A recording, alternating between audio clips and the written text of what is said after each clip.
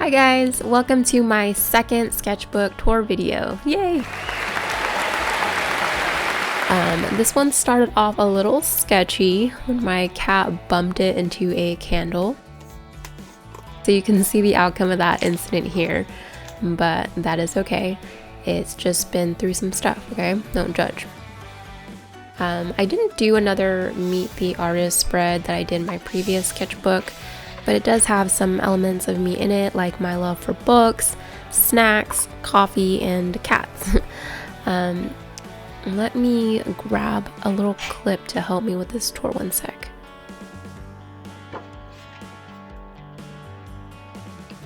Okay, that is much better. Something I really like to include is songs that I listened to during the growth of this book. So when I go back, I can see what was inspiring to me, what I was feeling. It's just a fun little thing to add to the experience. And it definitely looks like I did forget to fill in the end date on this, so let's go ahead and fill that in right now. I drew this sketchbook from February 16th to June 30th.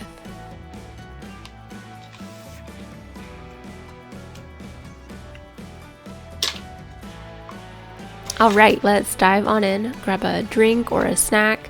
I have a tea with me because I will be talking a lot. This first page, I was playing with color blocking with different shapes. I was also really into reading books at the time, so I wanted to draw someone with piles of books and a cozy sweater with some dreamy characters above from whatever she was reading. This next page, I followed the quote that I chose. I picked a few reference pictures completely randomly and put this together. The cat looks very wonky and just sad, but it is what it is. If you've ever checked out my Etsy shop, I have a series of shoe printables. I clearly like drawing shoes, and I wanted to draw some classy and chic girls with shoes and socks that I probably would never have the confidence or occasion to wear. I think I was reading a very romantic book at this time because I wanted to draw something that embodied deep infatuation. Something a bit different, but not bad.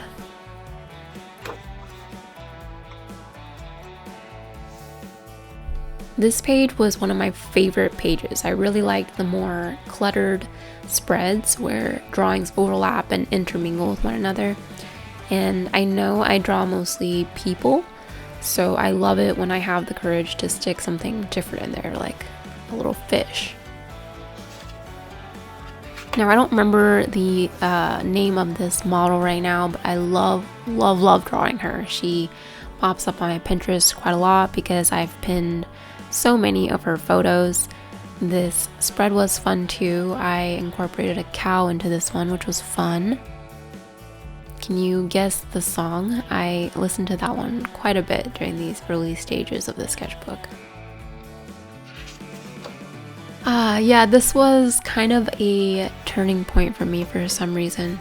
Cats, I find, are really hard to draw, but I was very pleased with this one, and I loved how I was able to invoke a feeling with this guy in the middle and this woman who drew him. I don't know, I felt like this spread just really releases happiness, and I like that. I clearly was still reading that same book because the romance has continued on to this spread. I just wanted to try drawing more different things here, and I think it turned out alright. I do love how her hair has hearts in them. This one is just very random. It gives me high school vibes for some reason. Did any of you have an iPod mini or a Nano?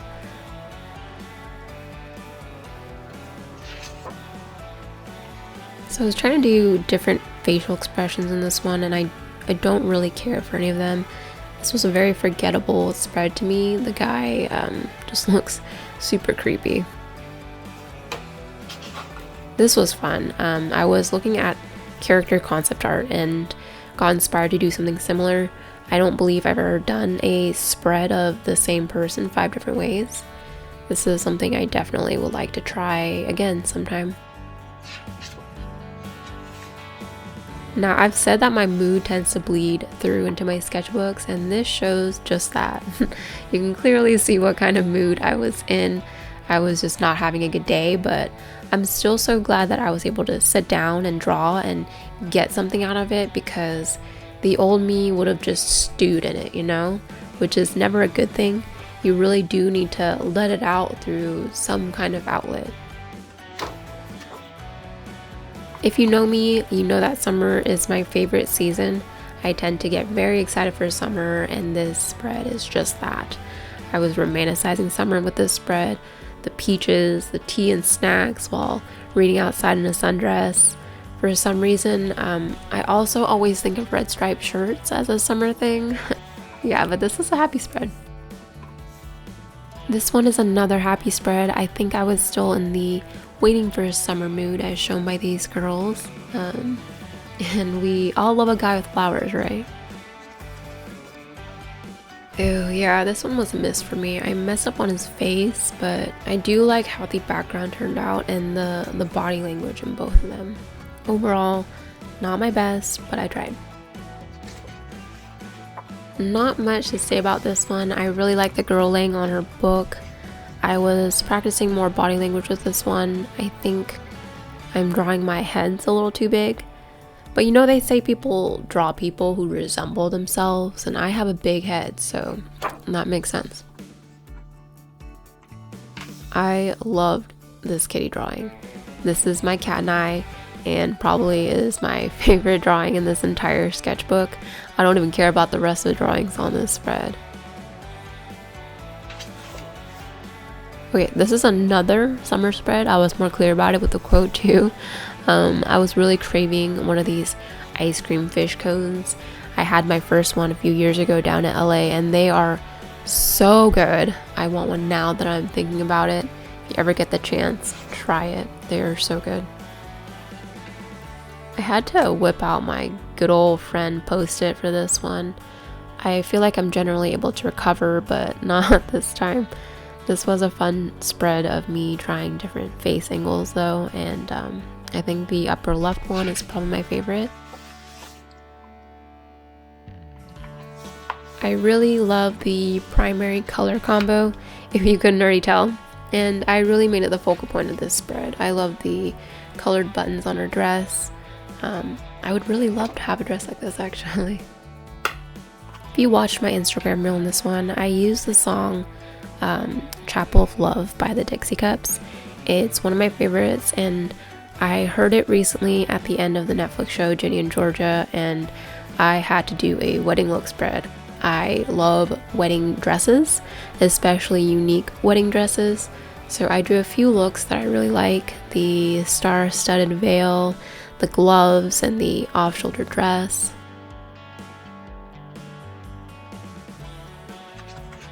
Again, here my love for primary colors was strong this day. I really love the look of the headscarf. I wandered down a YouTube hole of makeup videos this day, and I felt the urge to do a spread featuring different face makeup looks. I love the creativity and use of color that people do these days. I personally love the stars on the cheek and blue eyeshadow look.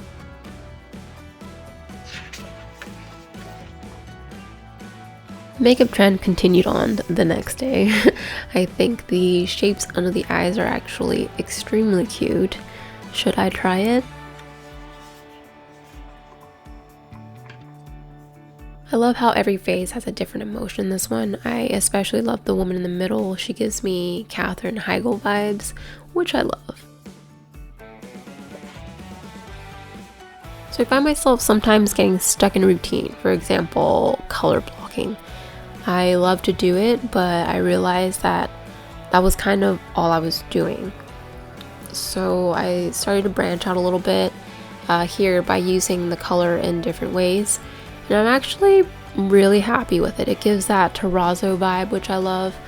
And I also really love how her scarf turned out.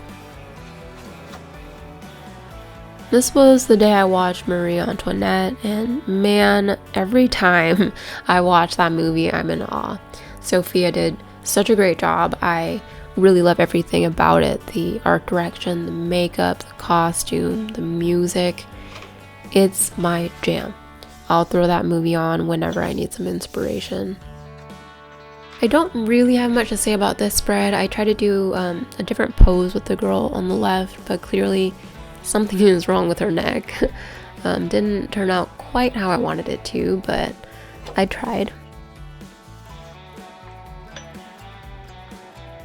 I came across this quote and it really inspired me.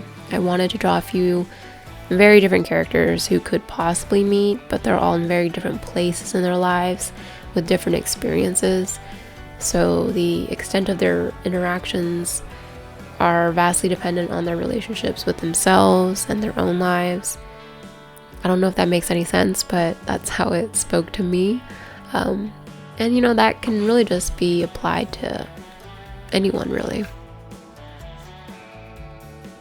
I tried doing some different lettering on this one. I generally just write everything in my basic handwriting, which is not very exciting really, but this lettering has kind of a childish look to it, which I thought was fitting of the word youth.